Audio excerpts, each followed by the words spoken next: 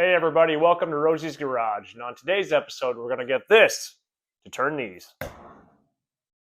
This is what we'll be using today. Most of this is from Speedway Motors out of Lincoln. We got a 30-inch tilt column. We got a 2-inch floor mount. This is a 36-inch double D 3/4 inch steering shaft, 3/4 inch heim joint. This joint would be from the steering box to the 3/4 inch shaft. This is a 3/4 inch shaft to 3/4 inch shaft if we have to use it.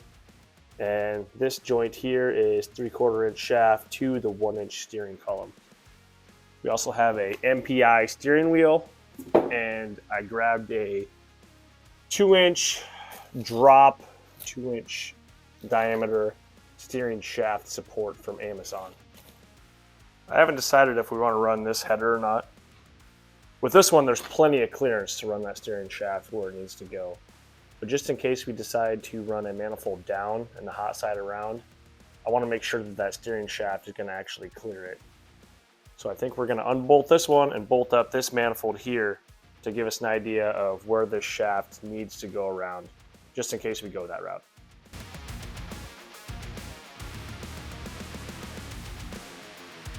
Manifold is on. Let's grab this steering column over here and bolt it up and try to figure out exactly where it's going to go through this firewall.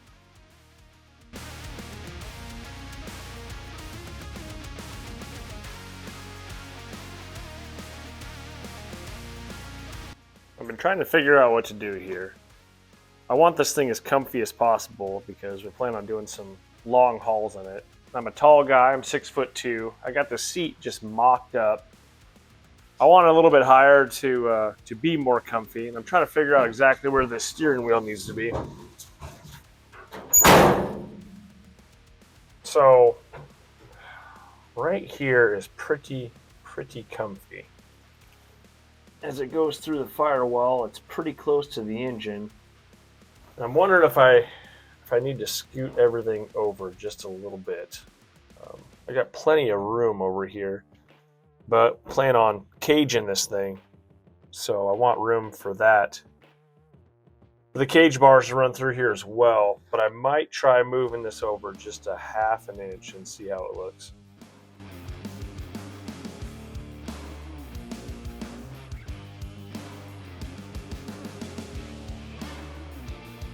I like where this steering column's sitting better. We got it moved over just a little bit. Just enough room for everything to fit. Here's I think where we're gonna have it go through the firewall. I came back over here and grabbed a coil pack just to make sure it was gonna clear, but I'm thinking it should come through somewhere right in this area, and hopefully we have enough room to angle out and over if we need to. Let's get that hole cut.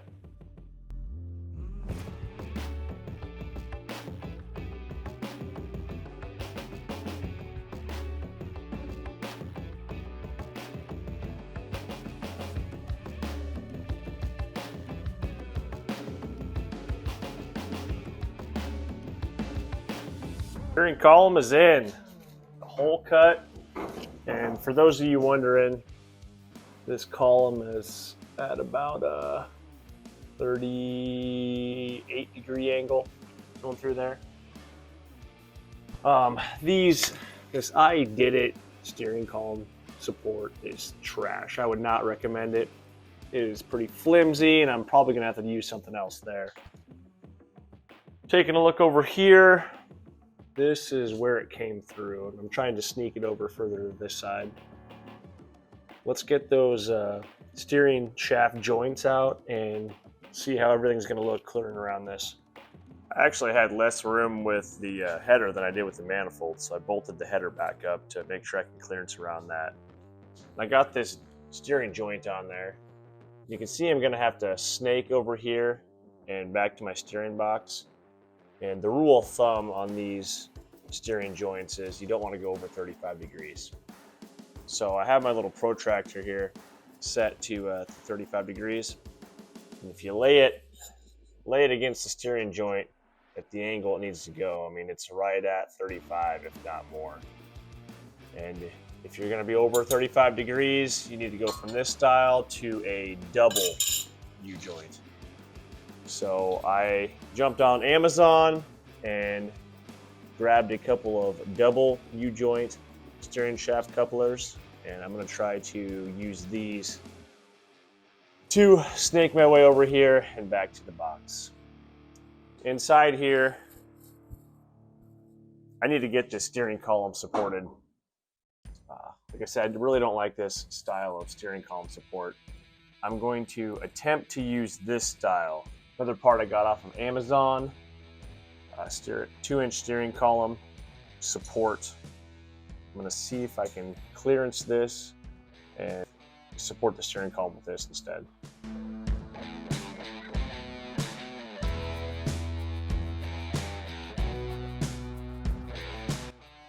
Who's the guy who cut this gaping hole? Samsonite.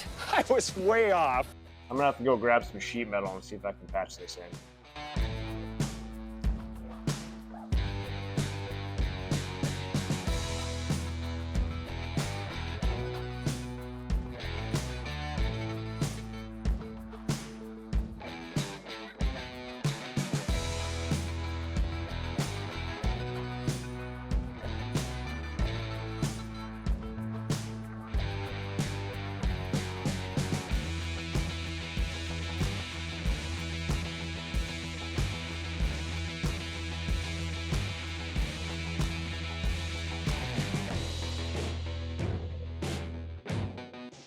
It's not finished, but it's in there and we can tell where the steering column exactly needs to be right now.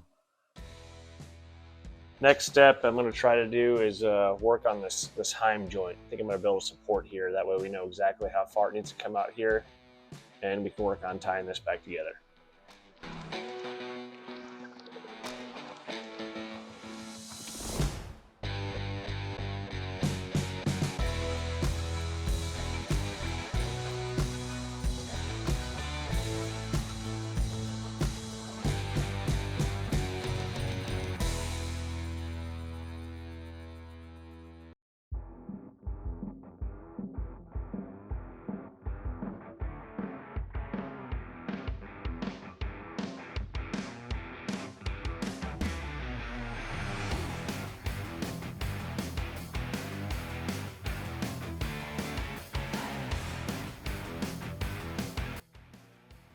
What a pain. I've threatened to haul this thing in for scrap at least 3 times, but finally have it functioning. I kept having problems with these double U-joints binding up on me. And the main reason being is I needed another Heim joint on this shaft to help support it, which if you take a look, there's not a lot of room there to actually put a Heim joint in there without a bunch of modification. So I decided to go back to the original joints and see if I could actually get that angle less than 35 degrees. I slid this over just a little bit further, and I built this support here for this Heim joint. I was able to take this piece and cut this chunk out of it and shift it over a little bit just to knock that angle down. It turned out really nice. I'm sitting at about a 30-degree angle right now, and everything moves freely.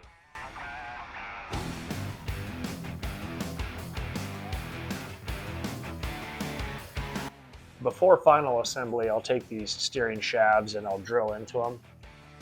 That way these set screws will sit down in there, and I'll use Loctite on them and lock everything in place. But this whole truck has to come apart yet, so I'll do that at the final assembly. Well, that's going to do it for this episode. On the next episode, we'll bring the front fenders over and make sure everything lines up before we disassemble the entire truck and paint the frame. Thanks for watching Rosie's Garage. We'll catch you next time.